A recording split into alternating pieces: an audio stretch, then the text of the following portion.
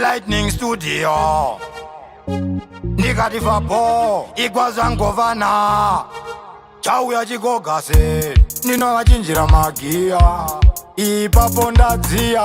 matsaga mapa maziva kuti chigogo chiya saka kana ndasvika ndinoda respect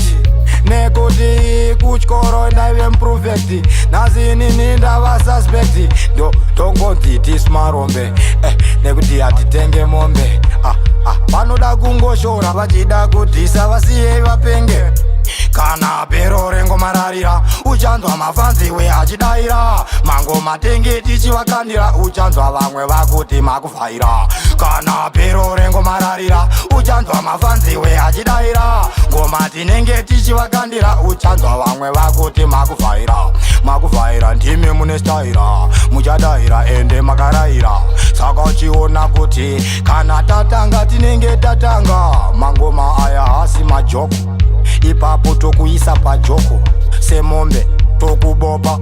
vataurire hatisi kugopa mangoma zviri muropa tichipesta munenge muchipopa muchikopa tichitopa mangoma tinenge tishopa kana bhero rengomararira uchanzwa mafanziwe achidaira mangoma tenge tichivakandira uchanzwa vamwe vakuti makuvhaira kana bhero rengomararira uchanzwa mafanziwe achidaira ngoma tinenge tichivakandira uchanzwa vamwe vakuti makuvhaira ndinovachinjira magiya ipapo ndadziya matsaga mapa maziva kuti chigogo chiya saka kana ndasvika ndinoda respect nekuti kuchikoro ndaive mprofect nazinini ndava suspect ndo tongonziti smarombe nekuti hatitenge mombe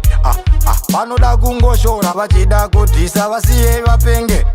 kana bhero rengomararira uchanzwa mafanziwe achidaira mango matenge tichivakandira uchanzwa vamwe vakuti makuvhaira kana bhero rengomararira uchanzwa mafanziwe achidaira ngoma tinenge tichivakandira uchanzwa vamwe vakuti makuvhaira ndimi mune staira muchadaira ende makarayira saka uchiona kuti kana tatanga tinenge tatanga mangoma aya hasi majoko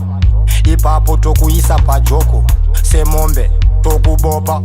vataurire hatisi kugopa mangoma zviri muropa tichipesta munenge muchipopa muchikopa tichitopa mangoma tinenge tishopa